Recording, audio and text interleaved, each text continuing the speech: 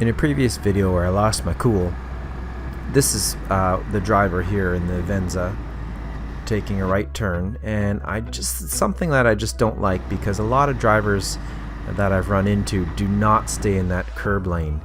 They actually do what this driver is about to do in this red car here, and that is they cross right over into my lane, and I have to lay the horn on, and then they stay in their place.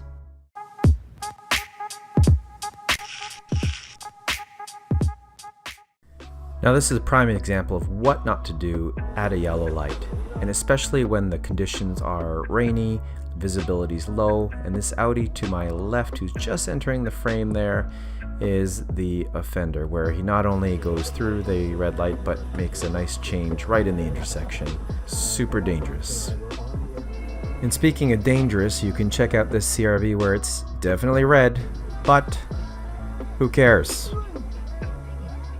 I'm pretty sure a self-driving Tesla would be safer than this person's decision. Although, I wouldn't trust the technology now, and I definitely wouldn't trust this driver. Now in this case, this Honda right in front of me has this thought process of, the light's red, and now it's time to go. And like, who honestly does this? Just, it's red, you're at pretty much a stop anyway, and I catch up to you. What a super dumb move.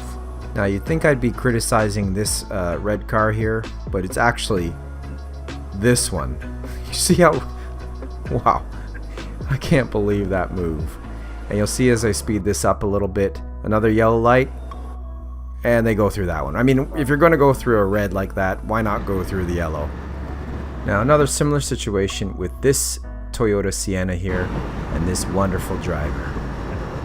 What a nitwit, you'll see it here in a second.